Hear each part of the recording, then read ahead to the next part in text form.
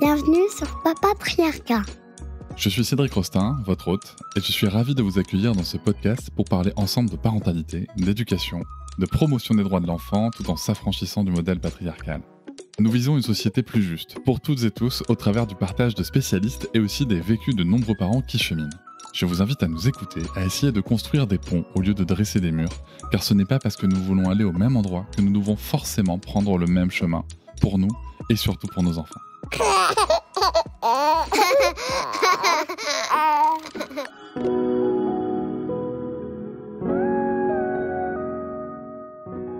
Ici, nous réinventions notre approche de la parentalité pour remettre de la bienveillance aussi entre parents et adultes.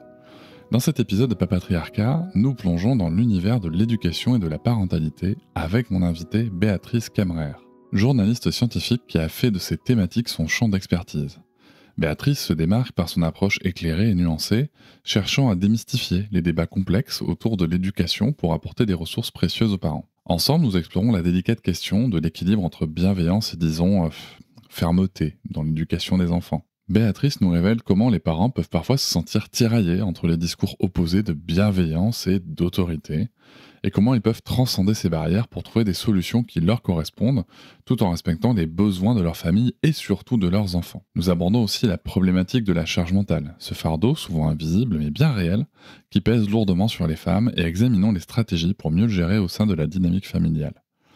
Au cœur de cet épisode, un débat brûlant sur des techniques éducatives comme le time-out, récupéré et malmené par les médias et des figures comme Caroline Goldman, aux grandes dames de toute approche rigoureuse et sourcée. Béatrice nous aide à dénouer les fausses croyances et à repositionner le débat dans un cadre plus approprié, soulignant l'importance cruciale de l'éthique et des droits de l'enfant dans toute approche éducative. Cet échange est une invitation à réfléchir et à revisiter nos certitudes, enrichis par des exemples concrets et des réflexions profondes qui, je l'espère, résonneront en vous. Plongez avec nous dans une exploration inspirante de la parentalité qui promet non seulement de vous apporter des outils concrets, mais également de vous ouvrir des perspectives nouvelles et enthousiasmantes et qui, je l'espère, nourrira votre réflexion et votre approche de la parentalité, la vôtre. N'hésitez pas à vous abonner au podcast, à laisser une note avec un max d'étoiles et commenter partout où c'est possible, comme sur Apple Podcast et Spotify, là-bas je peux même vous répondre. On se retrouve aussi sur les réseaux sociaux comme Instagram, Facebook, TikTok et LinkedIn. Vous pouvez aussi réagir en laissant un audio sur l'outil SpeakPipe, même depuis votre téléphone, le lien est en description. Pour soutenir le podcast, vous pouvez aussi vous abonner à Papatriarcat Plus pour découvrir plus de 80 bonus exclusifs, écouter les épisodes sans pub et en accès anticipé. Le lien est aussi en description et cela m'aide grandement à développer le podcast, notamment sur la partie technique. On y va tout de suite avec ma première question. Béatrice Kammerer, vous parlez d'un équilibre à trouver entre bienveillance et fermeté pour sortir de la guerre des psys. Comment les parents peuvent-ils trouver cet équilibre sans se sentir tiraillés entre ces deux extrêmes ? Je vous souhaite une bonne écoute. La première peut-être des choses à préciser, c'est que moi je prône pas vraiment une approche éducative. Parce que, je viens de le dire, hein, je suis journaliste, je suis pas psychologue, je suis pas coach. Donc en fait moi mon travail c'est pas de donner des conseils aux parents. Mon travail c'est de diffuser des informations, c'est d'analyser aussi les discours dans l'espace public et un peu avec la perspective de l'autodéfense intellectuelle. Donc avec l'idée que quand on est plus informé, quand on a plus de connaissances, on va pouvoir faire des choix qui nous ressemblent davantage, avec lesquels on est plus en accord et qui en fait vont être meilleurs pour notre enfant et pour notre famille. Donc moi, le constat que j'ai fait, en fait, c'est plutôt un constat d'ailleurs qu'une approche, c'est qu'effectivement, il y avait ces deux discours qui étaient présents dans l'espace public et que les parents recevaient. Donc d'un côté, des gens qui les enjoignaient à la bienveillance et de l'autre côté, des gens qui leur disaient « Attention, il faut poser un cadre, il faut être autoritaire », voilà, donc qui encourageaient plutôt à cette perspective-là. Et les uns comme les autres le faisaient parfois de manière assez virulente en disant « Attention, si tu ne le fais pas, les risques sont importants.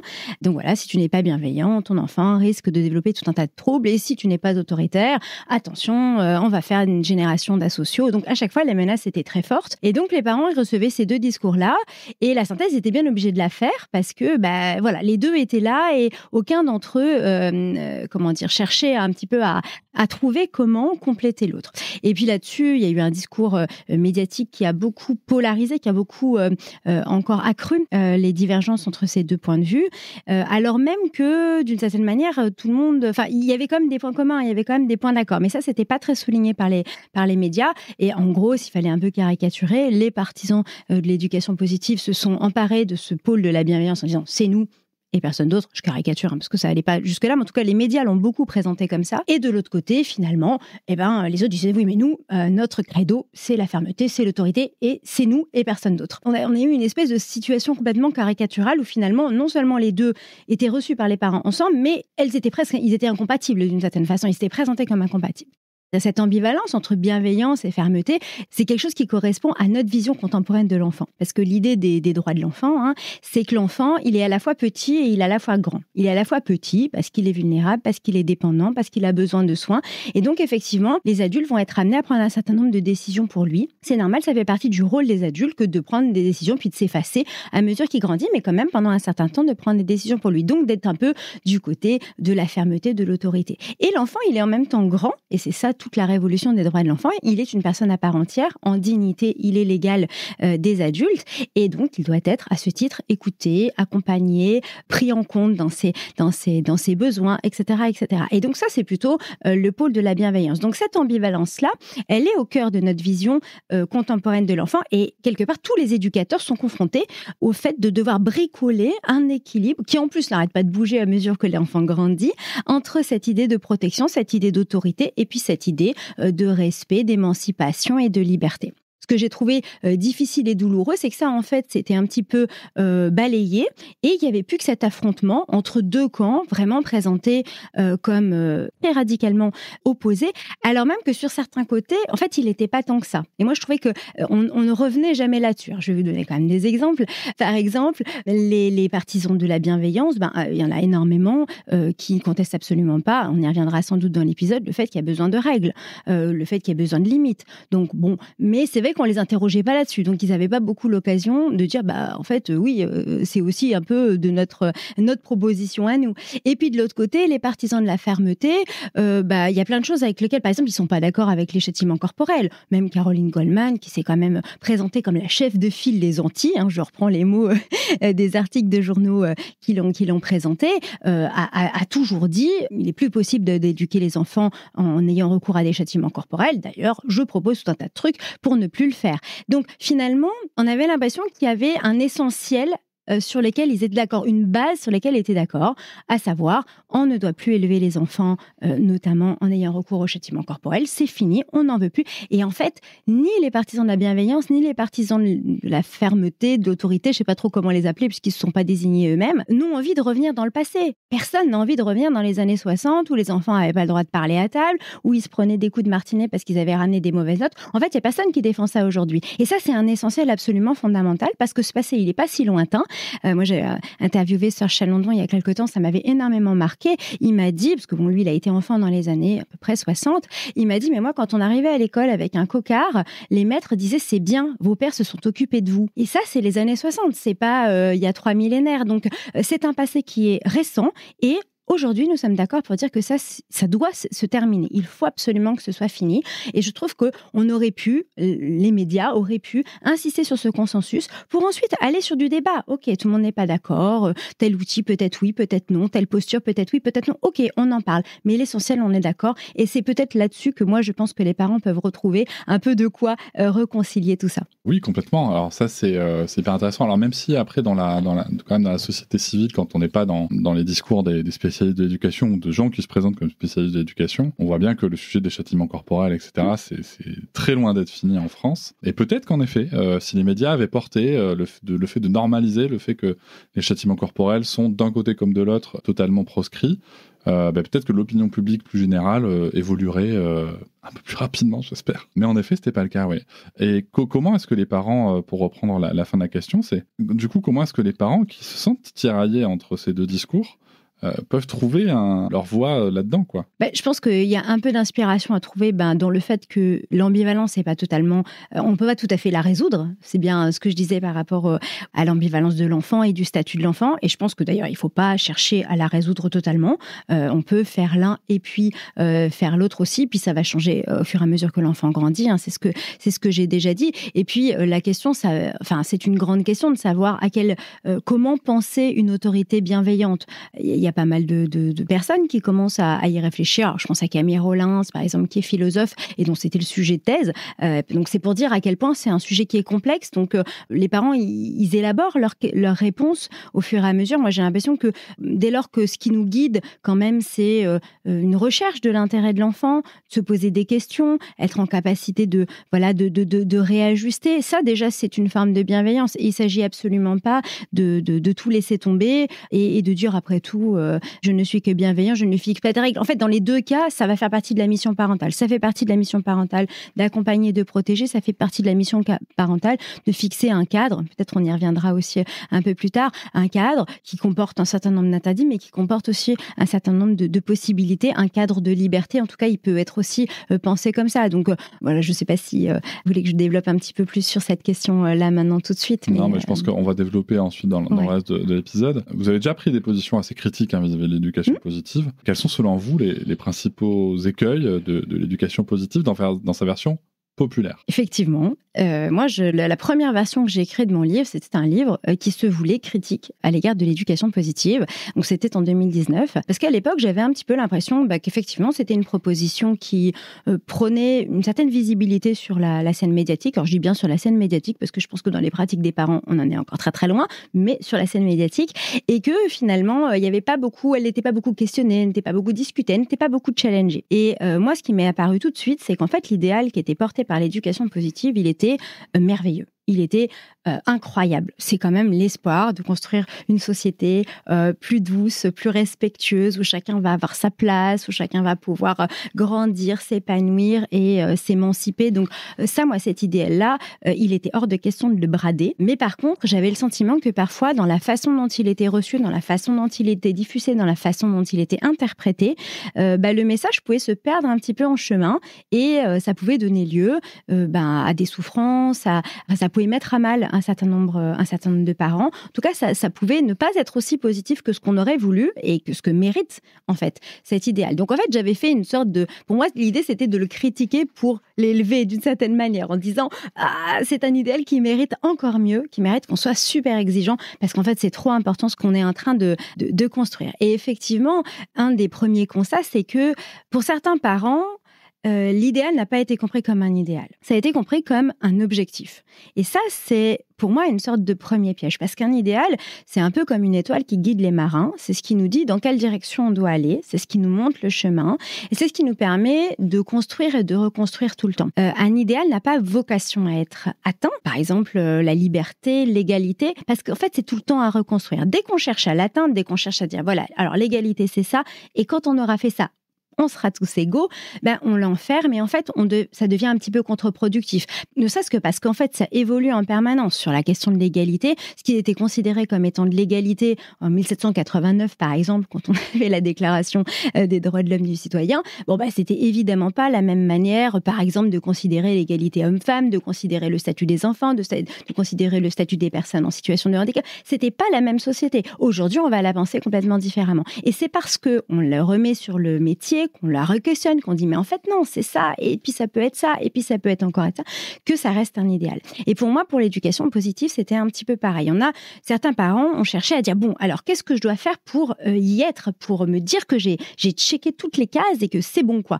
Et en faisant ça, d'abord ils se sont comparés à un idéal, donc forcément on est minable face à un idéal. Tout le monde est minable, c'est pas les uns comme les autres, on ne peut pas les atteindre. Donc ça leur a, pour certains en tout cas, donné une image assez négative d'eux-mêmes parce qu'on ne peut pas atteindre cet idéal et que ce n'est pas souhaitable. Encore une fois, ce qui est souhaitable, c'est le travail intellectuel qui consiste à se dire comment je vais faire pour, à chaque moment, continuer à l'atteindre. Sauf qu'on vit quand même dans une société dans laquelle les attentes vis-à-vis des parents, elles sont extrêmement fortes. Depuis, ça date pas de l'éducation positive, au moins depuis les années 90, on dit aux parents, en gros, tout ce qui arrive à votre enfant, de bien ou de mal, c'est un peu votre faute. Donc, il y a intérêt à pas trop se tromper, parce que derrière, c'est un peu vous qu'on évalue, quoi. C'est un peu votre réussite qui est en jeu. Et donc, les parents, ils la ressentent, cette pression, cette attente, et ils vont chercher beaucoup de conseils, énormément. Moi, je passe ma vie, à chaque fois que je fais une intervention, à dire, ça y est, les conseils, ça va être compliqué de vous en donner parce qu'en fait, c'est ça la demande. On veut des astuces, on veut des conseils, on veut savoir comment faire.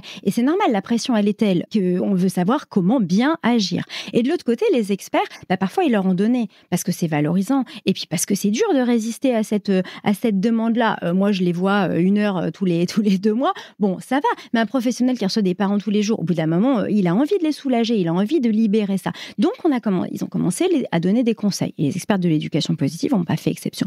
On a commencé à donner des conseils, mais qui étaient forcément un peu mal ajustés, parce que quand on donne un conseil, sachant que chaque famille est différente, chaque enfant est différent, et qu'encore une fois, ce qui compte, c'est pas tant le but atteint que le chemin parcouru, et qu'il faut bricoler, forcément, les conseils étaient un petit peu mal ajustés. Et c'était la faute de personne. Mais les parents, encore une fois, on applique un conseil, on n'a pas le résultat qu'on attendait, ou qu'on espérait, ou qu'on nous avait un petit peu fait miroiter, donc c'est qu'on est nul. Et donc, effectivement, il y a eu ce côté un petit peu, qui a donné aux parents une mauvaise image, qui n'a pas renforcé la confiance en eux des parents, qui leur a pas dit allez, voilà, ça va marcher, on va continuer, on va avancer. Et ça, je pense que effectivement, moi, j'ai constaté beaucoup de parents qui s'enferraient un peu dans une forme de culpabilité, qui s'enferraient dans une forme de mésestime de soi. Et puis, il y a eu une interprétation aussi, et là, je sors du discours qu'ont pu diffuser les experts, il y a eu une interprétation par les parents de l'éducation positive de manière un peu caricaturale, un petit peu radicale, justement, encore une fois, qui confondait un peu l'idéal et la théorie, et qui a pu être à l'origine au sein de groupes de parents. Alors, je fais référence à des groupes Facebook, par exemple, que j'ai pas mal suivis, d'échanges extrêmement violents, où il était vraiment question, finalement, de transposer la course aux parents parfaits, avec des normes un petit peu différentes qui étaient celles de l'éducation positive, mais avec les mêmes effets délétères, où au lieu de s'entraider, au lieu de dire « Ah ouais, c'est dur, regarde », en fait, on se jugeait, on se dévalorisait. Donc ça, il y a vraiment eu des effets comme ça. Voilà. Donc moi, c'était les points en particulier vis-à-vis desquels j'avais un peu alerté. Par rapport à ce que vous avez observé, quand on parle de culpabilisation, je pense qu'il faut être honnête et dire qu'on parle surtout des mères. Point important que je voulais souligner déjà. Dans vos observations, par rapport à cette culpabilisation qui, si je comprends bien ce que vous dites, on peut plonger dedans, quoi. Vraiment, on peut ne penser que comme ça. Quels symptômes peuvent nous alerter sur... quand je dis symptômes, c'est pas forcément pour le terme médical. Hein. Oui, je comprends. Quel comportement, quel point d'alerte on peut avoir sur le fait que, en fait, imaginons que moi, par exemple, je suis en couple hétérosexuel et je vois ma compagne qui a à fond éducation positive et je la vois plonger là-dedans. Qu'est-ce qui devrait m'alerter ou qu'est-ce qui est juste, en fait, elle s'intéresse à notre courant éducatif? Je pense qu'on va revenir sur ces histoires de jusqu'où c'est un idéal, à partir de quand je considère que c'est un objectif. Je pense que ça fait partie des boussoles. Par exemple, on perd de vue qu'il y a un écart lorsque on commence à très très mal vivre lorsqu'il y a un échec. Je ne sais pas, par exemple, j'ai été très fatiguée aujourd'hui, j'ai crié sur les enfants. C'est vrai, c'était pas optimal, c'était pas comme ça que j'avais envie d'agir. Qu'est-ce que ça provoque chez moi? Si c'est du désespoir absolu, j'ai ruiné leur vie, j'ai ruiné leur cerveau, je ne sais pas ce que... C'est trop. Non, évidemment, j'ai pas ruiné leur vie, j'ai pas ruiné leur relation et j'ai pas ruiné leur cerveau. Quand on se fâche avec mon conjoint, on n'a pas ruiné notre relation. On en parle, on discute, on réajuste et ça fait même partie de la relation. Donc les faux pas dans la parentalité, je vais pas dire que c'est souhaitable, mais c'est normal, c'est inévitable et ça fait partie de la parentalité et on avance ensemble. Et je pense même que c'est plutôt rassurant pour un enfant de voir que son parent, des fois, il fait des faux pas, il sait comment agir et c'est pas la fin du monde et juste on progresse. Donc j'ai l'impression que les points d'alerte, ils peuvent être là. Si au moindre faux pas, ça provoque des états émotionnels extrêmement douloureux et une estime de soi très dégradée, probablement c'est qu'on a un petit peu confondu l'objectif et l'idéal et que on n'est pas bienveillant envers soi-même, on n'est pas là à se dire bon bah voilà, ok, j'étais pas optimale aujourd'hui, ça fait partie de la vie et c'est pas grave, on va avancer comme ça. Mais ça vient d'où ça, ce truc de... Parce que moi j'ai lu beaucoup de choses sur l'éducation positive, j'ai bien sûr lu les grandes figures dont vous parlez, j'ai lu Cœur des émotions de l'enfant, Pour une enfance heureuse, etc. Ouais. Je pense qu'on parle principalement d'Isabelle Fizuza, de Catherine Guéguen, qui étaient les figures de proue de ce moment-là. J'ai aussi lu Il n'y a pas de parents parfaits d'Isabelle Fizuza, qui m'a vachement, moi, aidé à ne jamais culpabiliser. Ouais. Donc, il y avait aussi ces prises de position-là, mais qui sont peut-être moins médiatisées, malheureusement, comme écrit. Mais qu'est-ce qui provoque ça? Parce que moi, j'ai jamais lu... En fait, je cherche à comprendre comment est-ce qu'on peut voir ça comme ça. Moi, j'ai jamais lu dans les livres d'éducation positive que crier sur un enfant une fois, ça allait lui cramer le cerveau à vie. Et là, je ne caricature même pas, puisque ce sont des choses qu'on a vues sur des groupes de réseaux sociaux. Oui. Comment on en arrive à interpréter ça comme ça? Alors, c'est pas facile de remonter un peu le fil de la fake news. On ne pourra pas faire la poule. Voilà, j'ai pas tout à fait... moi, j'ai pas toutes les réponses là-dessus. Je pense qu'il y avait un terrain déjà dans la parentalité et surtout chez les mères, soyons clairs là-dessus, où il y avait encore une fois beaucoup d'attentes, où il y a eu des messages des pouvoirs publics, notamment à partir des années 90, avec le développement du soutien à la parentalité, des attentes de plus en plus fortes là-dessus, qui ont suscité aussi cette idée qu'il fallait être impeccable, que la moindre attitude désajustée pouvait être inquiétante. Il y a aussi l'essor des travaux en sciences cognitives qui n'ont pas toujours été bien vulgarisés, qui n'ont pas toujours été bien compris, parce qu'il faut être clair, on a plus de questions que de réponses, même encore à l'heure actuelle. Donc parfois, il y a pu y avoir, même sur la scène médiatique, des extrapolations. On avait trouvé quelque chose chez les souris et puis on en déduisait, en tout cas le titre suggérait que finalement on pourrait appliquer la même conclusion aux humains. Non, en fait, pas tout à fait, il faut du temps pour ça. Donc je pense qu'il y a eu déjà un bain un peu médiatique et une évolution de la parentalité qui a un petit peu encouragé déjà les parents à croire que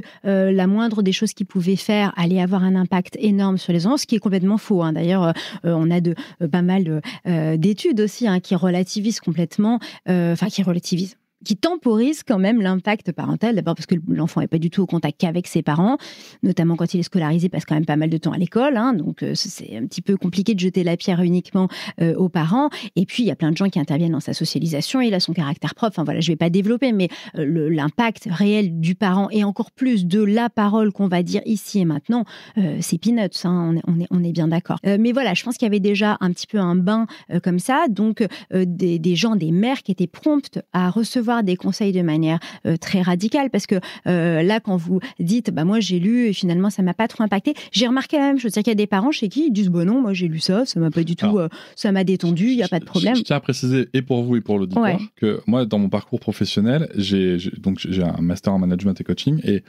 j'avais quelques 15 années d'expérience, et par contre j'ai connu une formation en management entre guillemets dit bienveillant. Et j'ai constaté la même chose, c'est-à-dire qu'à partir du moment où on parlait de bienveillance, donc moi j'avais, à titre personnel, strictement personnel, que ça m'a aidé à ne pas non plus voir des idéaux comme des objectifs dans la parentalité. C'est que j'avais déjà testé des méthodes qu'on m'avait vendues comme miraculeuses dans le management, et j'avais compris que non, en fait, c'est pas tout à fait ça. Mais en effet, ça dépend sûrement des individus. Je pense de comment c'est reçu. Je pense que ça dépend aussi, si on est un homme, si on est une femme, parce qu'il y a déjà tellement de pression sur les mères que forcément, on a tendance à être plus prompte au perfectionnisme, ce genre de choses. Donc forcément, on va le recevoir un petit peu différemment. Donc ça, c'est le premier point. Le deuxième point, moi, je pense que, en tout cas, j'ai essayé d'analyser aussi les écrits des différentes personnes dont vous parlez. Et j'ai eu l'impression que de manière un peu saupoudrée, il y avait des passages qui étaient un peu durs à recevoir pour certains parents, notamment, par exemple, où il y avait de la vulgarisation de savoir issus des neurosciences, qui était un petit peu, où il y avait des formes d'extrapolation ou des choses qui étaient suggérées qui pouvaient être un petit peu inquiétantes. Je pense à un passage, par exemple, d'Isabelle Filiosa, où elle essaie de décrire ce qui se passe dans le cerveau d'un enfant lorsqu'il a une petite frustration, une petite contrariété. Et en fait, les mots avec lesquels elle décrit sont assez dramatiques. Donc, selon comment c'est reçu par le parent, parce que son idéal, sans doute, c'était d'illustrer que pour l'enfant, c'était pas rien. Mais ce qui a été reçu pour le parent, c'est, en fait, si je le contrarie, si je lui enlève ci ou ça, ou s'il a une petite frustration, en fait, il y a des conséquences qui sont très importantes. Donc, je pense qu'il y a pu y avoir cette double lecture. Et encore une fois, qu'il y ait de la mécompréhension, ça peut toujours arriver. Moi, je vois bien la difficulté qu'il y a à diffuser des messages auprès des parents, à s'assurer qu'ils sont bien compris. L'écrit, c'est compliqué. C'est extrêmement compliqué. Là où moi, je pense qu'il y aurait pu y avoir quelque chose, c'est qu'elles savaient, ces deux personnes-là, qu'il y avait certains parents qui le recevaient comme ça, qui le vivaient pas très bien, qui se sentaient mal et culpabilisés, et elles ont peu pris la parole pour dire je vais remettre les choses au point, voilà ce qu'on a voulu dire, voilà ce qui était, et peut-être voilà comment est-ce que vous pouvez travailler avec ça. C'est-à-dire vous pensez que ça a vraiment été perçu comme ça par Isabelle Filiosa et Catherine Guéguen ? Je sais pas. Qu'elles avaient conscience de ça ? Honnêtement, je n'en sais rien. Pour avoir échangé avec elles dans ce podcast, c'était pas le cas. Et d'ailleurs, dès qu'elles l'ont su, à commencer par Catherine Guéguen dans les médias et dans différents podcasts, même autres que nous, je pense à la Matrescence aussi, la parole a été énoncée. Après, est-ce que ça nous montre qu'il y a peut-être une déconnexion entre les gens qui passent les messages messages et les gens à qui les messages s'adressent, ça c'est un autre débat que je suis tout à fait prêt à développer. Mais est-ce qu'on est sûr qu'elles aient pris conscience de Ah non, on n'est pas sûr. Puis moi, je suis pas dans leur tête et je ne vais absolument pas faire des hypothèses sur ce qu'elles pourraient ressentir là-dessus. Ces réseaux ont vécu. Les parents ont échangé avec cette forme de radicalisation, avec parfois ces invectives les uns et les autres, et cette interprétation a prospéré. Peut-être qu'on aurait pu la désamorcer avant. Je pense qu'il aurait fallu le faire. Est-ce qu'il y aurait les moyens de le faire ? J'ai pas les réponses, mais je pense qu'il aurait fallu le faire parce que je pense très clairement que ça n'a pas fait du bien aux parents et que la mission parentale est déjà très difficile. Il y a déjà beaucoup d'attentes sur leur dos et donc on a besoin de parents qui se sentent capables, en fait, qui se sentent forts et pas qui se jettent la pierre. On n'avance pas avec ça. Voilà, c'est ça qui est un message important pour moi. Juste toujours pour prendre un petit peu, pour dézoomer un peu sur ce qu'on est en train de dire sur notre débat, on est en train de parler aussi par rapport à l'ensemble de la population parentale en France, on est en train de parler quand même aussi d'un groupe dans le groupe. C'est vrai. C'est juste, faudrait pas non plus qu'on laisse penser dans notre propos que l'ensemble des parents étaient concernés par le courant d'éducation positive et ont mal vécu ces choses-là. Juste pour dézoomer un peu, mais ça reste hyper intéressant parce que c'est justement comment est-ce qu'on tourne ces mots, comment est-ce qu'on s'adresse aux parents. Mine de rien, c'est à part ces messages-là que les autres vont s'inspirer, notamment les médias, qui vont être les premiers vecteurs. Mais comment on fait alors du coup pour récupérer un petit peu tout ça ? Et c'est vrai que j'avais cette question. Alors, vous n'êtes pas coach parental, vous n'êtes pas, mais vous avez quand même acquis beaucoup de connaissances. On entend dire là de part et d'autre, donc si on va voir du côté comme vous les avez appelés, du camp de la fermeté ou autre, en effet, il n'y a pas de nom. Il n'y a pas de nom. On dit toujours que l'éducation positive, il n'y a pas de limite. Alors moi, la question, vous qui avez lu, je pense, plus de choses que moi, alors est-ce que quelqu'un a un jour écrit que dans l'éducation positive, il n'y a pas de cadre ni de limite? Alors ça, il n'y a personne. Hein. On est bien d'accord. Non, ça, c'est certain, il n'y a personne. Ou interdit d'interdire. Non, mais ça, c'est pareil, ça a été inventé. Enfin, c'est inventé. Dolto n'a pas dit qu'il était interdit d'interdire. Enfin, on peut lui reprocher énormément de choses. Je lui reproche énormément de choses. Moi aussi. Mais pas ça, c'est tout. Enfin, à un moment donné, il faut être aussi pertinent par rapport aux critiques qu'on formule. Non, c'est pas le cas. Personne ne l'a jamais dit. Okay. Moi, je pense que d'abord, c'est un argument des détracteurs. Mais je m'étais dit que j'étais peut-être passé à côté. Non, absolument pas. C'est un argument des détracteurs qui est utilisé pour décrédibiliser Dolto en son temps et pour décrédibiliser l'éducation positive aujourd'hui. Absolument. Donc, parce que finalement, c'est agiter un peu le spectre, encore une fois, de l'enfant qui va prendre le pouvoir sur la société. Mais non, il n'y a absolument aucun expert, aucune figure de pro de l'éducation positive qui n'a jamais dit qu'il n'y avait pas de limite. C'est même l'inverse, parce que moi, j'en ai discuté avec Catherine Dumontet-Crémer. Elle a écrit au début des années 2000 un petit livre qui justement s'appelle Poser des limites à son enfant, parce qu'en fait c'est ça l'enjeu de l'éducation. L'éducation, à un moment donné, c'est pas juste grandis et débrouille-toi, c'est pas ça. Donc c'est comment le faire dans un cadre qui soit respectueux, et c'est le défi. Si jamais il s'agissait juste de laisser faire, il y aurait pas de défi éducatif, ce serait facile. Tout l'enjeu de l'éducation positive, tout l'enjeu de l'éducation bienveillante, on l'appelle comme on veut, tout l'enjeu de la prise en compte des droits de l'enfant, c'est bien de se dire moi mon rôle c'est quand même d'amener cet enfant à être intégré dans la société, à se sentir bien, à avoir sa place, à pouvoir s'y épanouir, à pouvoir vivre, à coexister avec les autres. Donc dès lors qu'on doit coexister avec les autres, forcément, il y a des limites. C'est ma liberté s'arrête là où commence celle des autres. Donc ça fait partie des choses qu'il faut évidemment apprendre à un enfant. Et comment je fais ça ? Dans le respect de son être et de sa dignité. Donc voilà, c'est ma question suivante. C'est exactement tout l'enjeu. Par contre, ce qui est vrai, et donc j'ai dit c'est un argument des détracteurs, la deuxième chose quand même, c'est que parfois ça a été compris comme ça par les parents. Et là, à nouveau, parce que moi j'ai vraiment pris l'éducation positive, pas seulement dans les messages qui étaient véhiculés, mais comment ça vivait ? En fait, qu'est-ce que c'était cet objet dans notre société ? Et voilà, si je reviens sur le fonctionnement de ces groupes de parents, en particulier sur les réseaux sociaux, il y a eu une compréhension parfois littérale de l'éducation positive, comme effectivement, il ne faut pas mettre de règles. En tout cas, toutes les règles sont un petit peu problématiques. Et moi, je comprends tout à fait pourquoi, parce qu'en fait, quand on commence à s'interroger sur qu'est-ce qui est légitime ou non d'imposer à un enfant, c'est compliqué de mettre une barrière, justement. Parce qu'au début, on va dire, c'est pas légitime de le taper. Ça, d'accord, tout le monde est d'accord.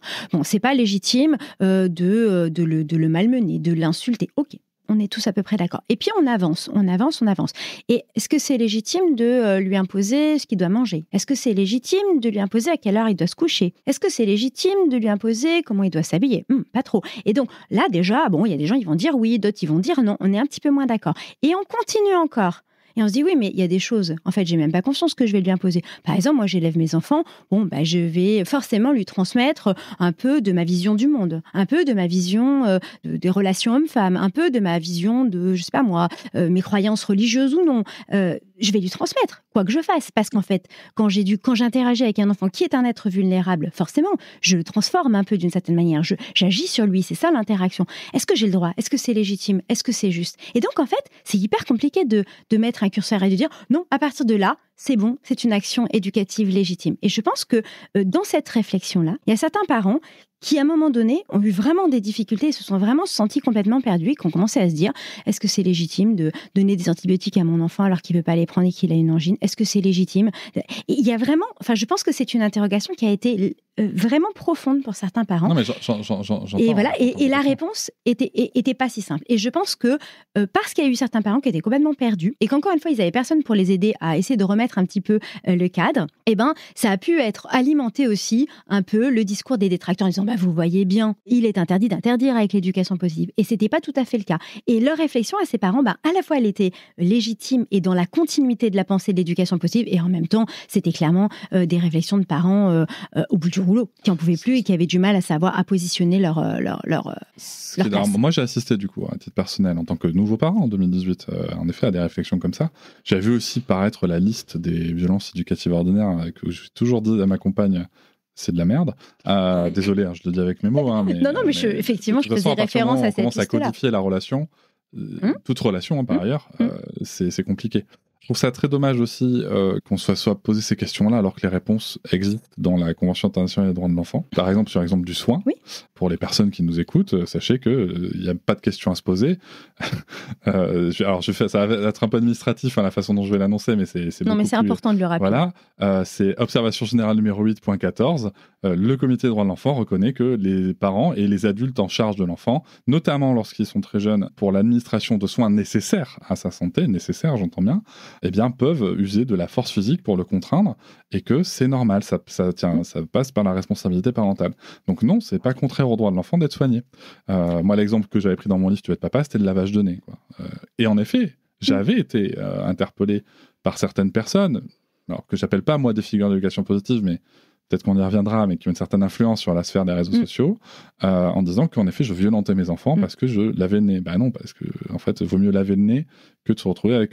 ça sera pire en plus si derrière, il y a des antibiotiques à donner, etc. C'est dommage qu'on n'ait pas eu cette boussole-là, qu'elles n'aient pas été mises en avant. Je suis entièrement d'accord. C'est dommage. Après, est-ce qu'on est dans une société en France qui a une connaissance assez fine des droits de l'enfant? Clairement non. D'ailleurs, on devrait avoir un débat là-dessus. On a un débat sur l'éducation positive. Moi, je préférerais qu'on ait un débat sur les droits de l'enfant.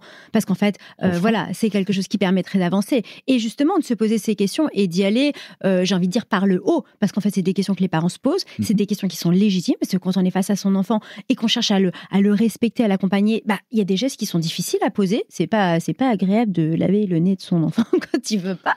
Donc voilà. Mais on sait que c'est nécessaire. Et voilà. Et il y a ce côté-là. Donc moi, je pense que ça aurait été des questions et ça aurait été une manière de déplacer le débat qui était importante et intéressante. Tout à l'heure, vous avez fait référence au fait qu'on est obligé de parler à tous les parents et que dans le lot, tout le monde n'en est pas au même point et tout le monde n'est pas les mêmes représentations. Je pense qu'il y a quelque chose de cet ordre-là aussi derrière. C'est finalement, il y a eu, il me semble, alors ça c'est une hypothèse aussi de ma part, de la part des partisans de l'éducation positive, la crainte qu'en disant vous pouvez faire ça, finalement ce soit peut-être la porte ouverte à d'autres formes de violence. Parce que quelque part, moi je trouve que même si on est d'accord, il y a des réponses qui sont apportées dans les droits de l'enfant et c'est très bien, le fait de se poser la question n'est pas inintéressant. Le fait de se dire, par exemple, il ne veut pas prendre son médicament, mais bon c'est nécessaire.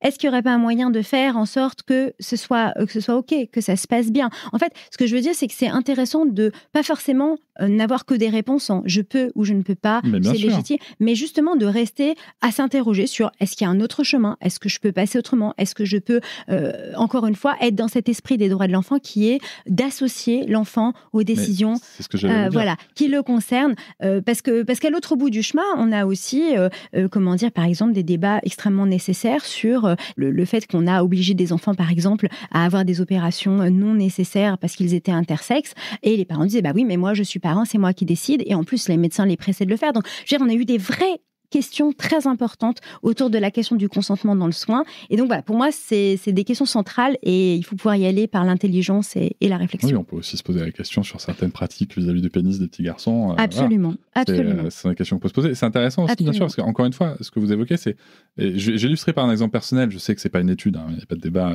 là-dessus, mais c'est un exemple personnel que je tiens à partager. C'est que, encore une fois, la réponse, elle est souvent dans les droits de l'enfant quand même.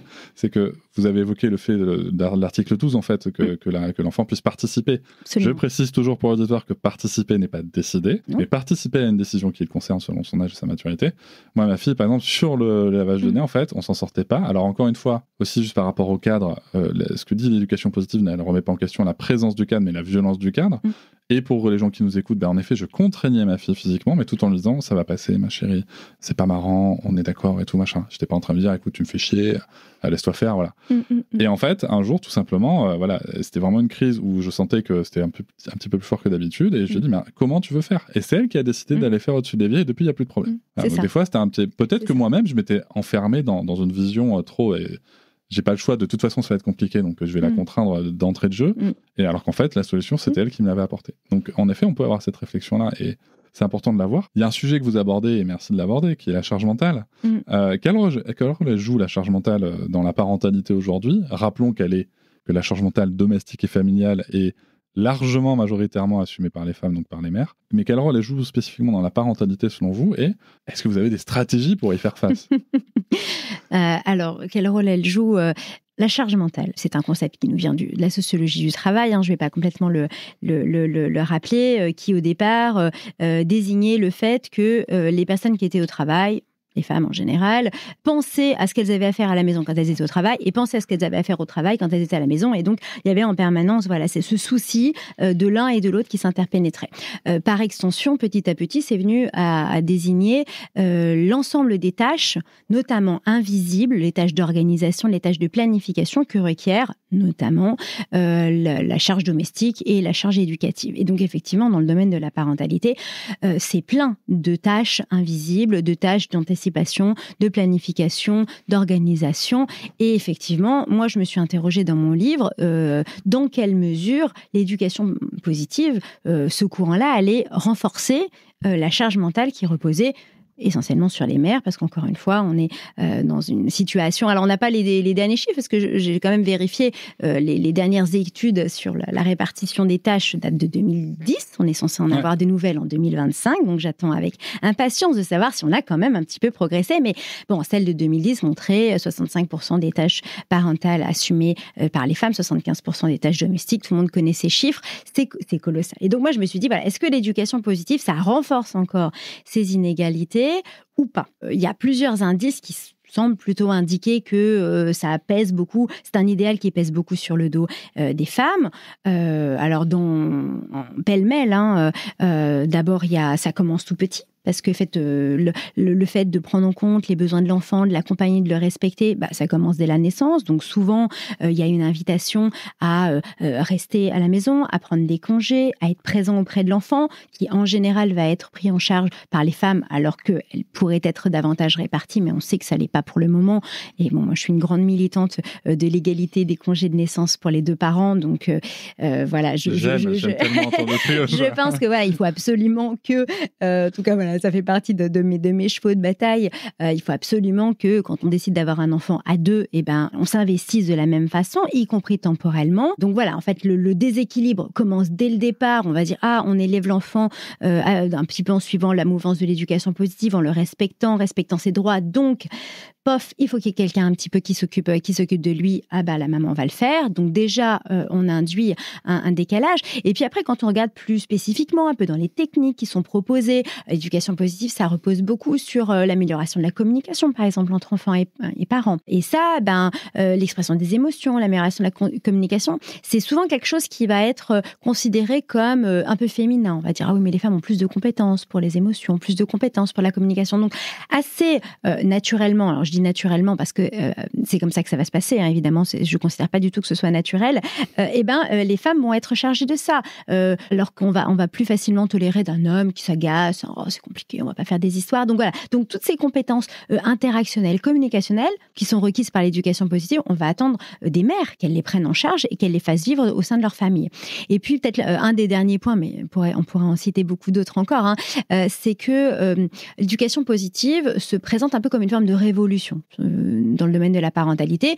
On l'a dit, c'est un idéal ambitieux. Et derrière, il y a un petit peu cette idée qu'on va rompre avec ce qui était jusque-là une espèce d'invariant temporel et anthropologique qui était cette fameuse violence éducative imposée aux enfants. C'est pas moi qui dis que c'est un invariant temporel et anthropologique. Hein. Je fais référence aux travaux de Daniel Delanoë, d'Olivier Morel, voilà, ce genre de choses. Donc, on est en train de faire une petite révolution, ok, ça nécessite des changements. Et c'est vrai que les sociologues ont souvent décrit les femmes, dans leur couple comme dans leur famille, un peu comme le pôle recherche et développement de la famille. Donc c'est un petit peu elles qui vont aller glaner les nouvelles idées, aller se former et tout. Et effectivement, quand on arrive dans une conférence éducation positive, à peu près 90 à 95% de femmes, de manière absolument invariable. Moi, il y a quelques années, j'étais responsable, présidente d'une association de parentalité. J'ai essayé de savoir comment faire venir les hommes, et franchement, j'ai essayé de faire des enquêtes auprès d'eux, mais comment on fait pour que...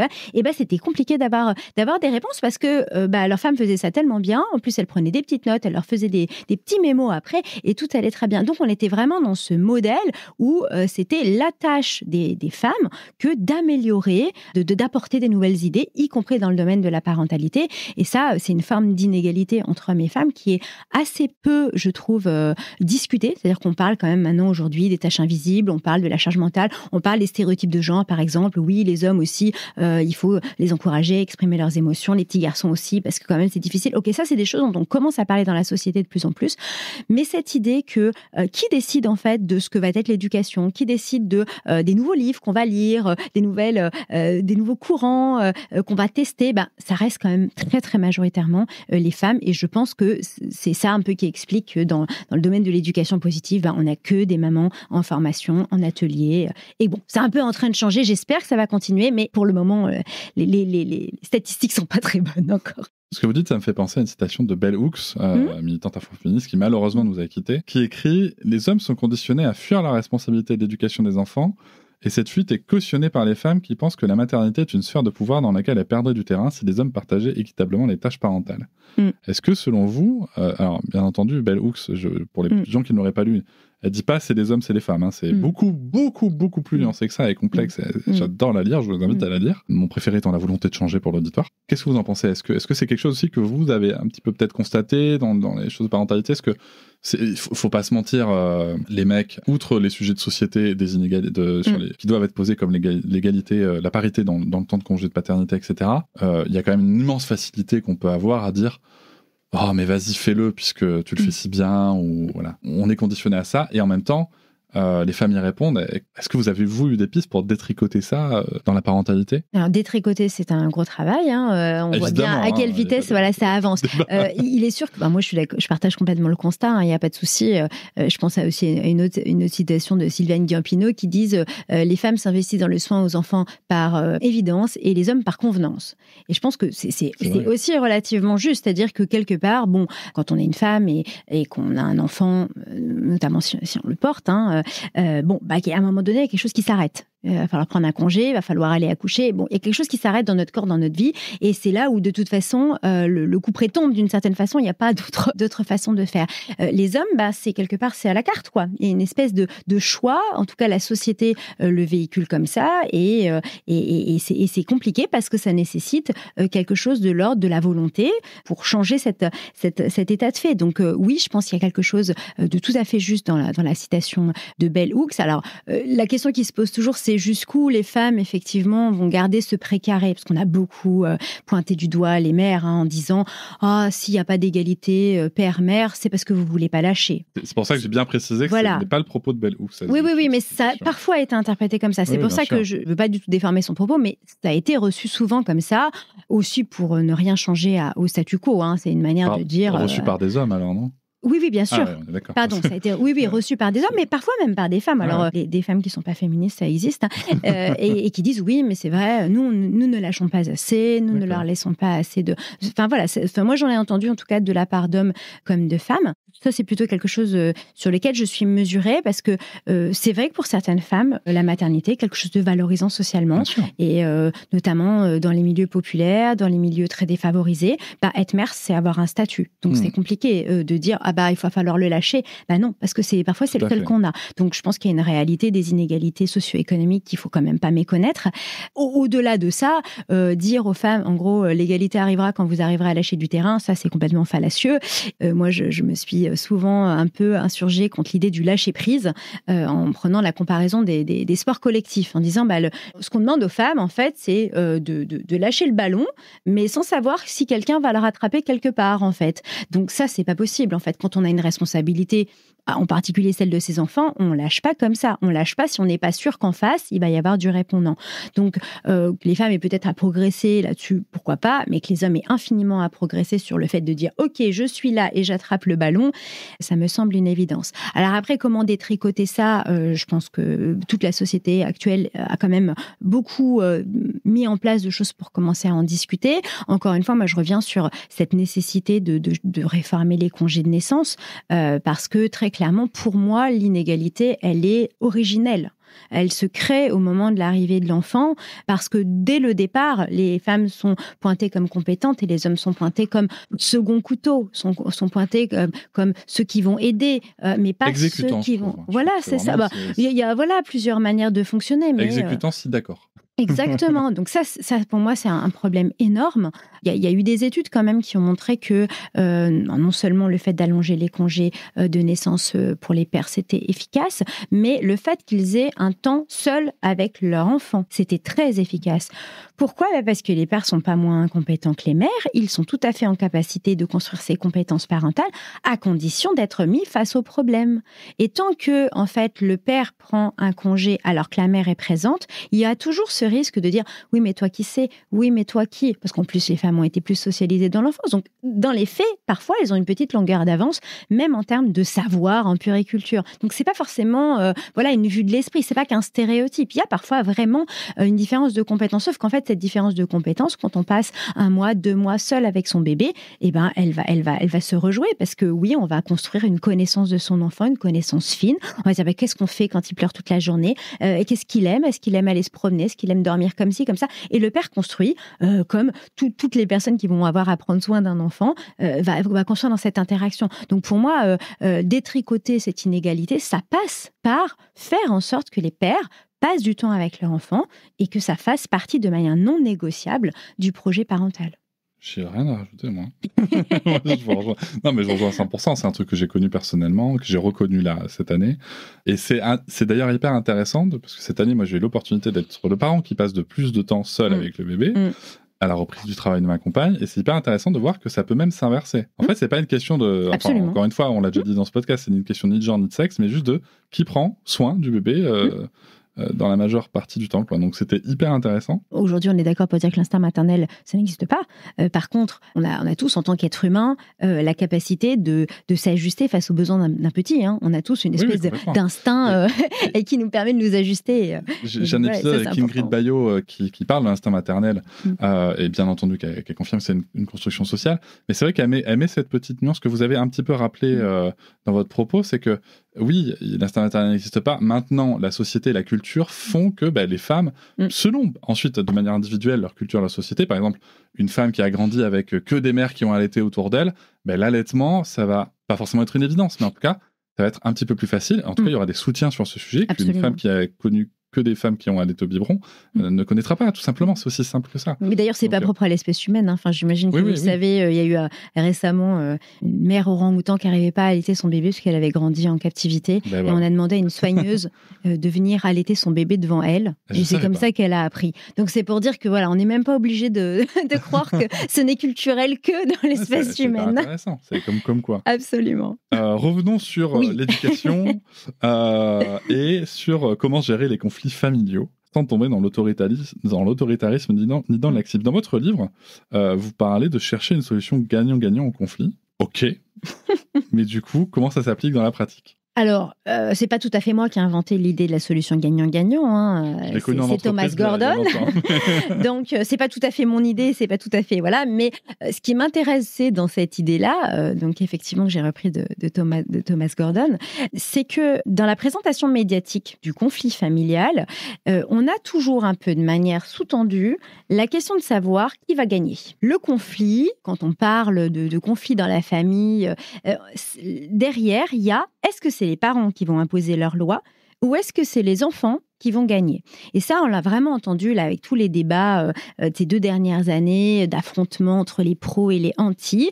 On avait l'impression que c'était pas seulement les pro-bienveillance et les pro-fermeté, autorité, c'était les pro-enfants et les pro-adultes, quoi, d'une certaine manière. Et moi, cette guerre des générations, elle m'insupporte complètement parce que quand on élève un enfant, on se sent pas en guerre contre lui. On se sent plutôt là à l'épauler, on espère le meilleur pour lui, on se sent pas en guerre contre lui, mais c'est une thématique qui revient beaucoup de la part un peu des réactionnaires. Hein. Je pense qu'on peut le dire comme ça, que ça y est, les enfants vont prendre le pouvoir et renverser l'ordre des adultes. Alors, du haut de leur 1m10 et de leur 20 kg. Oui. Alors, c'est rigolo parce que c'est une thématique qui est ancienne, alors qui n'est pas intemporelle, mais on en retrouve déjà des traces au 19e siècle, où alors c'est tout le grand siècle de l'adolescence va ravager notre société. Et donc, donc, on la voit un petit peu émerger comme ça, puis là, elle revient un petit peu régulièrement. Donc, les enfants vont devenir tout-puissants, tyrans, rois, je ne sais quoi. Et donc, on traite la thématique des conflits familiaux sous ce prisme de qui va gagner. Et finalement, la résolution du conflit va nous donner une confirmation que l'ordre du monde et de la société ne va pas être bouleversé. Donc, les parents ont gagné, tout va bien. Et ça, moi, je trouve que, bon, d'abord, j'ai déjà dit ce que je pensais de cette guerre des générations, mais surtout, en fait, on passe complètement à côté du sens du conflit. On passe tout à fait à côté d'abord du fait que dans toutes les familles, il y a des conflits, que c'est normal qu'il y ait des conflits. On vit tous ensemble, donc nos besoins, ils se frottent un peu les uns aux autres. C'est tout à fait normal. Et qu'en général, quand il y a un conflit, c'est parce qu'il y a des besoins qui n'ont pas été satisfaits, il y a des choses qui n'ont pas été dites, il y a des choses qui n'ont pas été exprimées. Et que oui, il est possible, en fait, de trouver une nouvelle configuration dans laquelle tout le monde va être satisfait.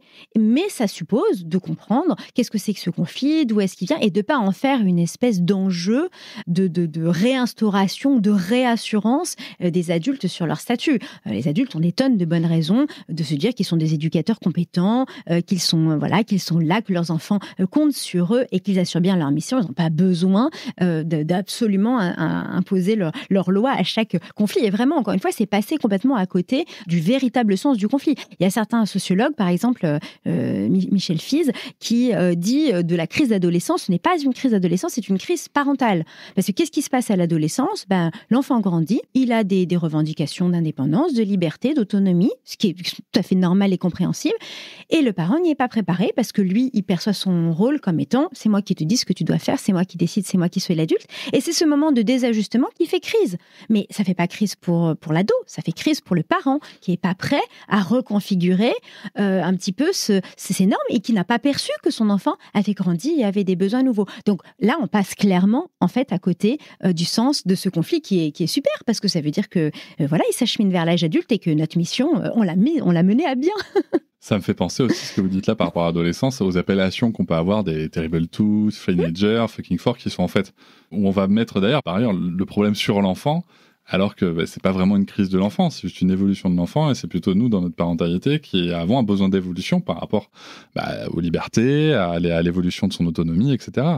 Donc, de penser comme dans la relation, quoi. Et alors, comment on trouve des solutions gagnant-gagnant alors ? En se parlant, en essayant de comprendre ce qu'il y a derrière, en essayant d'exprimer ce qui nous est cher, ce qui nous est important.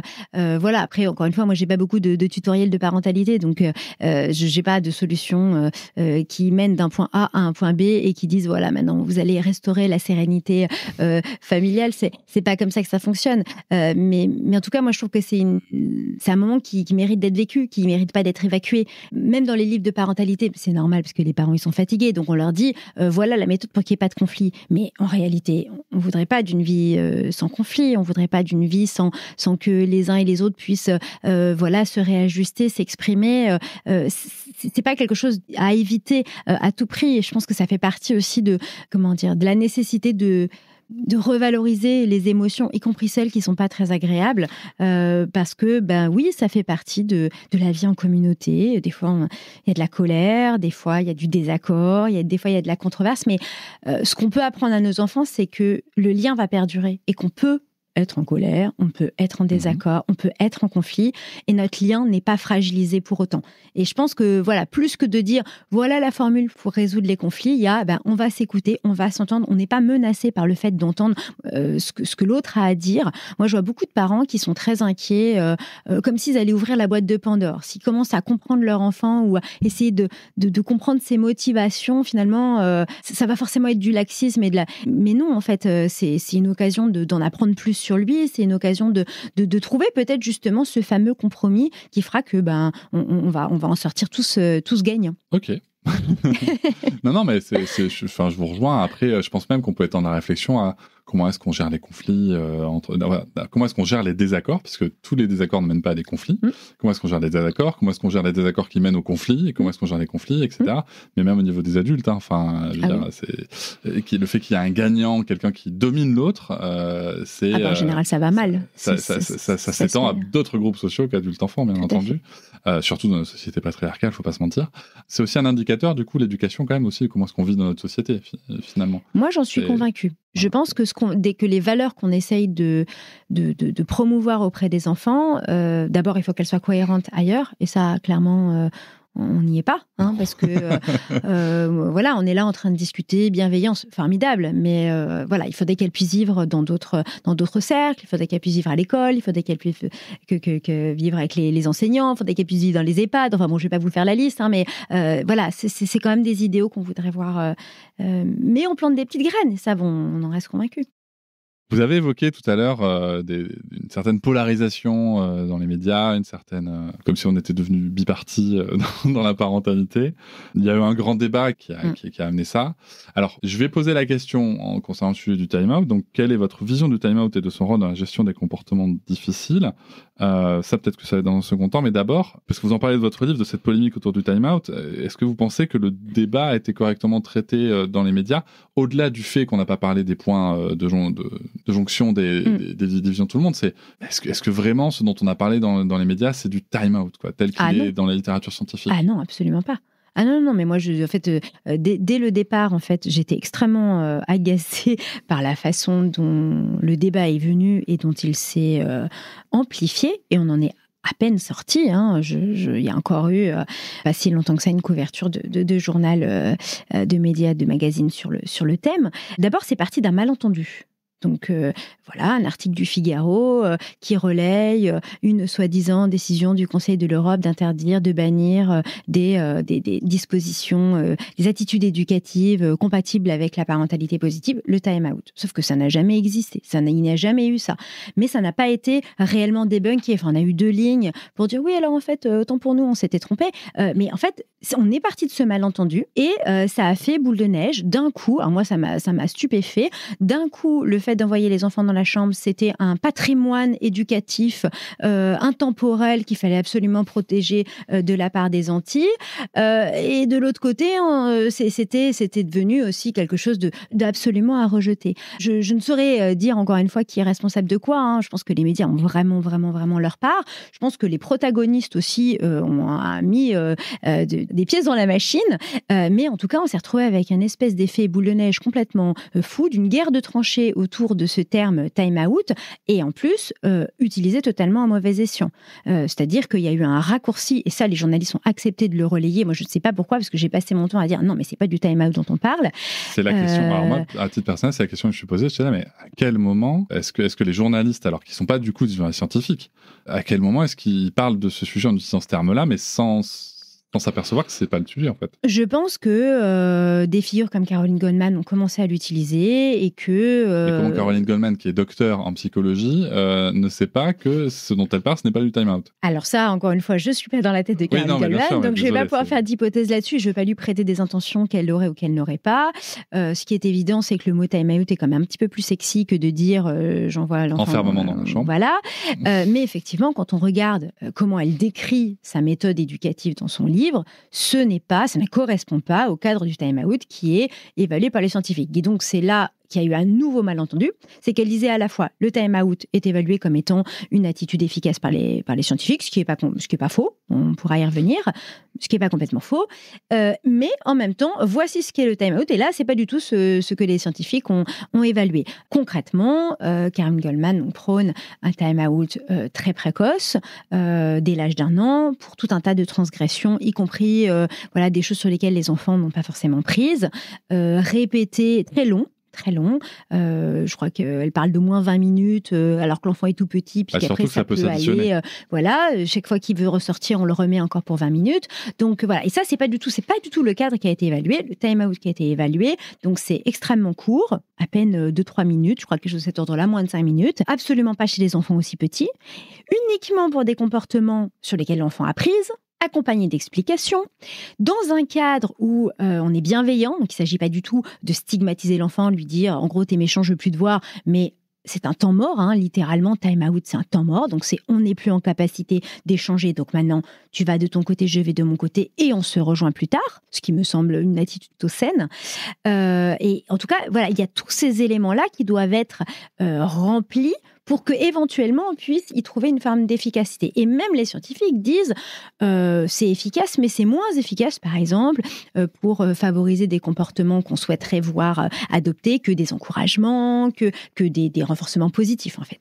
Donc, les preuves, elles existent. Il n'est pas faux de dire le time-out a été évalué scientifiquement comme une méthode pas incompatible avec l'éducation positive et qui a un certain nombre de résultats, mais ce n'est pas ce que décrit Caroline Goldman dans ses livres et de manière radicale. Ce qu'elle décrit, ce n'est pas du tout un cadre scientifique. Sur ce sujet-là, je renvoie l'auditoire à mon épisode 101 avec le docteur Alan Kasdin, qui rappelle en effet ça. Oui. J'ai une autre spécialiste qui s'appelle Géraldine Maigret, quand elle m'avait expliqué, on avait parlé de ce sujet-là, elle m'avait dit qu'en plus, dans les PEHP, donc les programmes d'entraînement aux habiletés parentales, qu'elle peut mettre en œuvre donc avec la rigueur scientifique qu'elle peut avoir, en plus, il fallait plutôt le voir comme une pyramide. C'est-à-dire qu'on va commencer avec des techniques qui sont en effet du renforcement positif, du renforcement de comportement, tout simplement des encouragements aussi, et que en plus, après, on peut avoir des choses qui vont être un petit peu plus développées et tout en haut de la pyramide, potentiellement des choses un peu coercitives comme le time-out, mais qui est tout en haut de la pyramide, et qu'avant ça, il y a tout un tas d'étapes, et qu'en plus, dans le cadre des PEHP, en tout cas, tel qu'elle le développe, le parent n'a pas accès, on va dire, à l'étage supérieur de la pyramide tant que l'étage inférieur n'a pas été bien testé, etc. C'est-à-dire que c'est vraiment un truc à utiliser en dernier recours, ce que d'ailleurs confirme le docteur Kasdin dans mon podcast. Donc c'est vrai que moi j'étais un peu... Elle en a fait le fer de lance de sa méthode, une panacée absolue, parce que c'est vraiment... Enfin, moi, c'est aussi ça qui m'avait beaucoup alertée, parce qu'elle a quand même eu une chronique un été entier dans lequel... Alors, elle a dit d'autres trucs que le time-out. Oui, mais le fait d'envoyer l'enfant dans sa chambre, je ne veux même pas dire de time-out, puisque ce n'est pas de time-out dont on parle, c'était vraiment la solution à tous les problèmes. Il a telle particularité, hop, on va le mettre dans sa chambre, ça ira mieux. Il nous dérange pour telle raison, on va le mettre dans sa chambre, ça ira mieux. C'est pas possible, ça saurait, encore une fois, s'il y avait une solution unique pour élever les enfants qui amène à tous les coups à un enfant épanoui, bien intégré, ça saurait, ça n'existe pas, ça n'est pas possible. Alors, lors de mon interview, d'ailleurs, avec le docteur Alan Kasdin, qui avait cette approche que j'aime, puisque je suis pas d'accord avec tout ce qu'il dit, forcément, mais qui lui dit, en fait, c'est pas moi qui dis, c'est moi, je rapporte juste que la science a démontré ou non. Il parle d'evidence-based parenting, donc la science basée sur l'éducation basée sur les preuves. Et en fait, cette approche-là ne se pose pas de questions morales ni éthiques. Ça, c'est son propos. Il dit, en fait, la morale et l'éthique ne fait pas partie de cette approche-là. Et c'est vrai que du coup, dans mes recherches, moi, j'étais tombé sur dans ces débats, il s'agit quand même du coup de changer peut-être aussi la vision qu'on a de l'enfant, de rappeler que c'est un sujet de droit et pas juste un objet éducatif. En tout cas, pas forcément un objet éducatif. Et c'est une réflexion qui a été rappelée par des spécialistes Lindemann et McNeil dans leur livre Time Out in Child Behavior Management, citation que j'ai traduit et que je vais donner, bien que très efficace pour isoler les enfants du renforcement, parce que pour l'auditoire, time out, c'est-à-dire time out from reinforcement, donc c'est-à-dire qu'on va isoler l'enfant, non pas forcément du parent, mais du renforcement du comportement qu'on cherche à effacer. Les time-out doivent être soigneusement examinés d'un point de vue éthique et juridique avant leur mise en œuvre. Ma question à vous, qui est ce que je ne suis absolument pas, c'est-à-dire qui est dans une démarche scientifique, comment la démarche scientifique peut-elle intégrer une dimension éthique des droits de l'enfant dans ce type d'approche ? Alors, il y a plusieurs Peut-être un gros challenge. manières de répondre. D'abord, l'éthique n'est pas totalement inconnue des démarches scientifiques, dans le sens où, quand on mène des études scientifiques, il y a besoin de l'autorisation d'un comité éthique. Donc, il y a quand même déjà une forme de contrôle. Aujourd'hui, on ne va pas, par exemple, aller faire des études où on va séparer les gens de populations. Vous allez taper votre enfant tous les jours et vous, non. Ce n'est pas possible. Éthiquement, ce n'est pas possible. Bon, c'est un peu caricatural ce que je dis, mais c'est pour dire qu'il y a vraiment quand même cette nécessité de passer par des comités d'éthique, surtout quand on travaille avec des enfants. Donc, déjà, un regard par rapport à ça. Après, moi, je me suis beaucoup battue. En tout cas, ça a fait aussi partie des messages qui étaient importants pour moi de diffuser, avec l'idée que, en matière d'éducation, les valeurs étaient importantes et que on allait transmettre à son enfant un certain nombre de valeurs et que ces valeurs, en tout cas que l'argument scientifique était toujours secondaire par rapport à ça. Moi, j'ai pas besoin que la liberté, les bienfaits de la liberté ou de la légalité soient prouvés scientifiquement pour avoir envie de les défendre. Et quand bien même des études scientifiques me diraient que finalement c'est pas une bonne idée, peut-être que je les défendrai, je continuerai quand même à les défendre parce que c'est de l'ordre de l'éthique, c'est de l'ordre des valeurs et c'est des valeurs dans lesquelles je me retrouve. Donc je pense qu'avec les enfants, il en va un petit peu d'eux-mêmes. On agit avec eux. Certes, on recherche une forme d'efficacité et aujourd'hui on est dans une société qui recherche beaucoup ces preuves scientifiques. Il y a pas, c'est pour des bonnes raisons, mais on a quand même ce pôle effectivement de valeurs, d'éthique qui est toujours présent et pour moi, il est fondamental dans la question de l'éducation. C'est pour ça que j'écrivais un peu de manière provocatrice dans mon livre que même si la science me disait un jour qu'il fallait que j'aille élever mon enfant nu sur la banquise, j'irais peut-être pas le faire. Donc bon, voilà, c'est une manière de l'illustrer. Et puis peut-être une dernière façon aussi de le dire. Donc effectivement, dans cette démarche evidence-based, on se pose toujours cette question de savoir quelle est la place de ces données scientifiques. Mais ce qui est souvent un petit peu oublié, c'est que par exemple dans l'evidence-based medicine, donc la médecine basée sur les preuves, il n'y a pas que les données scientifiques qui sont à prendre en compte. On considère que l'evidence-based medicine, c'est la réunion, c'est la décision qu'on va prendre en réunissant ce que dit la science, ce que disent les praticiens et ce que disent les patients. Alors ça, c'est dans le cadre de la médecine. Pourquoi ? Parce que la science peut évaluer un certain nombre de choses, mais si concrètement, les infrastructures, les moyens sont pas là. Donc, si les praticiens disent « mais non, nous, c'est impraticable », ça va pas fonctionner. Et si les patients disent « ah oui, mais non, moi, c'est complètement à l'encontre de mes valeurs ou je suis pas en accord », ça va pas fonctionner. Donc, le principe de l'evidence-based medicine, c'est de chercher la décision qui va prendre en compte ces trois pôles. Et je pense que on peut appliquer le même genre de réflexion à l'evidence-based parenting, si on voulait l'appeler comme ça, en disant « ok, la science me dit un certain nombre de choses, c'est intéressant, on s'en inspire, on essaie de le diffuser, de le vulgariser de la manière la plus précise, mais à un moment donné, il faut quand même que ça corresponde à mes valeurs de parent. Alors, je peux m'interroger, des fois, on a besoin d'un petit peu de bouger, on est bousculé, c'est intéressant, mais quand même, ce sera jamais une bonne méthode si fondamentalement, ce que je fais auprès de mon enfant, j'ai l'impression que je me tords le cou pour le faire, que vraiment, ça n'a absolument rien à voir avec ce que j'essaie de transmettre et le sens que j'essaie d'avoir dans la relation avec lui. Donc, c'est en ça que je pense qu'il y a quand même un travail à faire et que moi, je me reconnais pas tout à fait dans les 100% promoteurs de la science en parentalité, parce qu'on est en train de parler d'une relation. Et moi, la relation que je construis avec mon enfant, c'est pas qu'une question d'efficacité scientifique, c'est une source d'inspiration, mais c'est pas ça le principe premier qui me guide. C'est avant tout, qu'est-ce que moi je veux lui transmettre. Je pense qu'il faut continuer à convoquer l'intelligence des parents et les amener à réfléchir sur le sens, et ça n'exclut absolument pas d'intégrer tout ce que la science peut nous offrir, parce que c'est des ressources supplémentaires pour réfléchir, pour avoir des nouvelles idées, pour expérimenter, pour se dire tiens, pourquoi pas, est-ce que ça me convient pas. Ça c'est tout le champ qui nous est tout faire.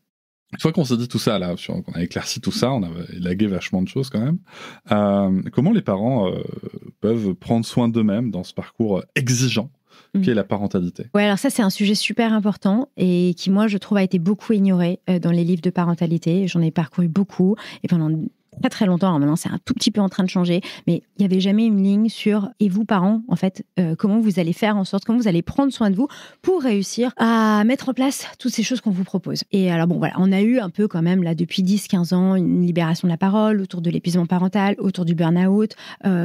C'est très bien, mais moi je suis pas tout à fait, ça me satisfait pas pleinement parce que c'est encore une manière un peu de renvoyer vers des vulnérabilités individuelles, vers une forme de pathologisation, vers des cas en fait, alors même que la question de la fatigue, de l'épuisement. En fait, c'est des enjeux auxquels tous les parents vont être confrontés à un moment donné ou à un autre. Il y a eu aussi un petit peu des progrès tout timides depuis la commission des 1000 premiers jours, ou de plus en plus dans la préparation à la naissance. Les sages-femmes en particulier vont amener ces sujets de comment vous allez préparer l'arrivée de l'enfant, comment est-ce que vous allez faire face aux nuits sans sommeil. Donc c'est des sujets qui commencent un petit peu à arriver, mais qui n'ont pas encore qui sont pas encore au cœur en fait des réflexions. Et dans le champ de l'éducation positive, il y a eu aussi un moment, alors encore une fois, je crois que c'est un petit peu en train d'évoluer. Moi, j'entends pas mal de discours qui évoluent, mais pendant longtemps, on a renvoyé comme ça dos à dos les besoins des parents, les besoins des enfants, comme si le fait de reconnaître qu'un enfant, ça avait des besoins, que c'était vulnérable, ça faisait dire aux parents, vos besoins, vous pouvez les mettre au petit coin, on s'en fiche. Et en fait, c'est pas possible. On peut pas prendre soin d'un enfant, on peut pas être à son écoute si soi-même, on n'a aucun de nos besoins de base qui sont satisfaits. La privation de sommeil, ça a été une torture. C'est pas pour rien, c'est vraiment une torture. On peut pas attendre d'un parent qu'il soit bienveillant s'il a pas dormi depuis Mathusalem, qu'il a pas discuté avec un autre adulte, qu'il a pas pu, il a pas été faire pipi depuis le matin. C'est sûr que ça peut pas fonctionner. Donc, c'est un ingrédient de la bienveillance que de prendre soin des parents. C'est même un ingrédient, absolument indispensable. Et donc, moi, je salue vraiment toutes les initiatives qui vont dans ce sens-là, ou qui interrogent les parents, effectivement, sur comment vous avez anticipé dès la grossesse, comment vous allez anticiper, où sont vos ressources, qui vous pouvez solliciter, qui peut venir, si vous avez un coup de mou, si vous avez besoin d'un coup de ménage, si vous avez besoin de faire la cuisine, et qu'est-ce qui est important pour vous? Moi, c'est une question, je trouve qu'on leur pose pas assez avant qu'ils deviennent parents. C'est quoi qui vous remplit? C'est quoi qui vous fait du bien? Est-ce que c'est de voir des amis? Est-ce que c'est d'aller faire du sport? Est-ce que c'est de jouer de la musique? Parce que ce truc-là, il est essentiel, il va falloir trouver comment le préserver. Oui, c'est vrai, l'enfant, il va avoir beaucoup de besoins, mais ce truc-là, en fait, il est essentiel. Donc, on mobilise toutes les ressources pour que vous puissiez faire ça, parce qu'en fait, c'est ça qui va vous permettre de tenir. Et je pense que ça, on n'est pas encore assez là-dedans, et donc j'espère vraiment que la réflexion va se poursuivre. Je peux que vous rejoindre, étant moi-même en postpartum au moment où on enregistre, un postpartum assez récent au moment où on enregistre, c'est un gros sujet. Parlons des pères. Ça marche. Quel rôle jouent les pères dans cette dynamique de parentalité positive? On a déjà compris qu'il se passait pas grand-chose, mais alors comment est-ce qu'on peut les investir davantage? On a déjà parlé du congé paternité, d'accord, mais en attendant, la réponse sociale et politique n'est pas là, donc comment on fait pour que les pères s'investissent davantage, si vous avez des pistes? Alors, je pense que j'ai déjà balayé pas mal de mes pistes, donc je sais pas si j'ai beaucoup de ressources encore à vous donner là-dessus. Moi, je pense que l'idée qu'ils soient un exemple pour leurs enfants, dont on n'a pas encore vraiment parlé, c'est quand même quelque chose de très important. Parce qu'en fait, les pères, on a bien compris, il faut soit les convaincre, soit les obliger. Bon, les obliger, on a besoin un petit peu des politiques pour le faire. Donc là, j'en suis au point où j'essaie de les convaincre. Et je pense que l'idée que... Alors, forcément positif, ça peut marcher aussi. C'est ça, absolument. Mais voilà, l'idée que ce soit un exemple absolument indispensable pour leurs enfants, qu'ils soient garçons ou filles d'ailleurs, peu importe, de voir un père qui prend sa part, je ne dis pas qu'il participe, qui prend sa part, qui est parent au même titre que l'autre parent, qui est là, qui est présent, qui accepte de faire ce qui est valorisant, mais aussi ce qui l'est pas, ce qui est visible ou ce qui est invisible. Et pour les enfants, c'est un message extrêmement fort. Peu importe qu'ils décident eux-mêmes de devenir parents ou non. Pour un petit garçon, voir son père avoir été là pleinement, parent pleinement et investi pleinement, ça veut dire c'est ça être un père. Et donc si un jour je choisis de l'être, moi aussi je pourrais le faire. Donc c'est quelque part on fait une marche pour eux. Peut-être que eux, ils en feront encore une. Ça ne veut pas dire qu'on aura mal fait, mais en tout cas, on leur aura permis de franchir déjà ce pas-là. Et puis, pour les petites filles, moi, je pense que c'est absolument fondamental parce que ça veut dire que peut-être ça les amènera à refuser de partager un projet parental avec un homme qui ne souhaitera pas prendre sa part et dire non, ça c'est pas acceptable parce que moi, mon père, je l'ai vu. Il était là, il a fait ça, et donc c'est mon standard minimum en fait, d'une certaine manière. Donc cette question de l'exemple, je pense que c'est quelque chose qui peut être porteur pour tous les hommes et un vrai espoir de changement dans la société. Si demain, Béatrice Carrère, vous avez tous les pouvoirs dans le pays, d'accord? Votre volonté fait loi. Du coup, on a quand même quelques pistes déjà de choses que vous mettriez en place. Et quelles seraient les 3 mesures prioritaires que vous mettriez en place dans la société pour les enfants et les parents. Vous avez tous les pouvoirs sociétaux. Ouais, alors c'est pour ça que je vais taper très fort, puisque j'ai tous les pouvoirs. Je ne vais pas me contenter des petites propositions égrenées tout au long du podcast. Alors, moi, j'ai posé cette question. C'est une question intéressante parce que l'année dernière, j'ai fait une intervention auprès d'hommes détenus dans une maison d'arrêt, surtout de la parentalité. Et justement, c'est des hommes qui m'ont beaucoup décrit leur impuissance, leur sentiment d'être passé un petit peu à côté de plein de choses. Et je leur ai demandé, justement, si vous aviez tous les pouvoirs, qu'est-ce que vous changeriez pour améliorer la vie des parents et des enfants? Ils m'ont dit le revenu universel. Et en fait, je pense que c'est une extrêmement bonne idée. Je pense effectivement que une des façons d'améliorer la vie des parents et des enfants, ce serait d'avoir la possibilité de recevoir une allocation sans condition pour tout le monde dès qu'on est considéré comme étant suffisamment grand. Donc que les jeunes aussi soient plus dépendants, que les étudiants soient plus dépendants de leurs parents pour faire leur vie, et que ce serait une première manière pas d'abolir, c'est un peu trop fort, mais enfin d'essayer de mettre un petit peu plus d'égalité entre les différentes personnes, et pour renforcer la trajectoire des uns et des autres. Parce que malheureusement, la parentalité, ça reste un domaine qui est très, très marqué par ces inégalités. La deuxième chose que je pense absolument nécessaire, c'est vraiment cette lutte pour les droits de l'enfant partout où ils sont bafoués. Parce que, encore une fois, là, on est en train de parler de bienveillance éducative, on est en train de regarder du côté de l'idéal, et c'est nécessaire pour avancer. Mais en fait, il y a plein de situations absolument révoltantes. Quand on voit le nombre d'enfants qui vivent sous le seuil de pauvreté, les bébés qui vivent à la rue. On en a encore eu des exemples très récemment. Les enfants qui ne peuvent pas être scolarisés parce qu'ils sont en situation de handicap et qu'on les laisse à la porte. Les enfants qui sont scolarisés, qui sont malheureux parce que de toute façon, il y a trop d'enfants pas classe, que les professeurs sont complètement épuisés et qui n'arrivent plus à écouter les besoins des uns et des autres, que c'est pas possible. Les enfants qui sont sous le compte de la protection de l'enfance, qu'on prétend protéger des maltraitances de leurs parents et qu'on place dans des foyers où ils sont à nouveau maltraités. Bon, voilà, les situations, elles sont infinies, elles sont révoltantes. Et pour moi, la lutte pour les droits de l'enfant, c'est regarder en face tout ça et y aller pour de bon. Et donc, ça veut dire des moyens considérables. Mais c'est de l'avenir des enfants dont il est question. Et ça, pour moi, ça s'accompagne forcément d'une réflexion sur la citoyenneté des enfants. Parce que les droits de l'enfant, il y a ce versant protection, etc. Mais il y a aussi ce versant, vous êtes des personnes. Vous avez le droit de vous exprimer, vous avez le droit de participer, en fait, à la communauté à laquelle vous appartenez. Et aujourd'hui, on peut aller en prison à 13 ans, mais par contre, on a le droit de vote à 18. Moi, ça me révolte, ce genre de choses. C'est pas moi, personnellement, c'est quelque chose que je trouve absurde. J'ai enregistré un épisode avec Lélia Benoît, qui est psychiatre et sociologue, qui a écrit l'essai Infantisme, donc je renvoie l'auditoire vers cet épisode, qui en effet lance une proposition audacieuse avec le droit de vote à la naissance. On en parle là-dessus, et je vous rejoins. Mais on les entend, les enfants. Moi, j'adore parler politique avec mes enfants. C'est souvent très, très animé chez moi. Je vois le sérieux avec lequel ils répondent, ils s'informent, ils nous questionnent, ils réfléchissent, ils nous placent face à leurs contradictions. Je n'entends pas toujours la même chose de la part d'adultes plus âgés. Donc, je suis révoltée qu'on déconsidère leurs paroles, qu'on déconsidère leur réflexion et leur capacité d'avancer là-dessus. On leur propose des élections de délégués qui sont des simulacres de démocratie. Quand ils ont un truc à dire au conseil de classe, on leur dit « Ah ben non, c'est pas le bon moment. Ah ben non, on ne peut rien faire pour vous. » C'est pas tolérable, en fait. Donc, voilà, avancer sur les droits de l'enfant, c'est avancer aussi sur ces questions de participation et des citoyennetés. Parce que je pense qu'aujourd'hui, quelque part, ils ont aussi besoin d'avoir des futurs désirables. Et donc, ils sont en attente de pouvoir agir. Ils sont en attente de pouvoir prendre leur part, eux aussi. Donc, on vit une période quand même assez sinistre. Et donc, voilà, pour moi, ce serait un espoir de recréer un futur désirable pour les jeunes générations. Voilà. Et puis, je pense qu'il faudrait peut-être aussi, il fallait une troisième proposition, repenser complètement le soutien à la parentalité, parce qu'on a complètement dépolitisé les questions de parentalité. On renvoie chacun à ses situations personnelles, à ses problématiques personnelles. On a oublié que on a quand même besoin de tout ce village pour éduquer un enfant. Aujourd'hui, on est encore dans des situations où beaucoup de parents ont peur de demander de l'aide, ont peur d'être jugés, ont peur d'être déconsidérés, ont peur qu'on les pointe du doigt. C'est pas facile d'être parent, on en attend beaucoup, on en attend trop. D'ailleurs, on les accuse même d'être des hyper-parents alors qu'on a tout fait pour qu'ils le soient.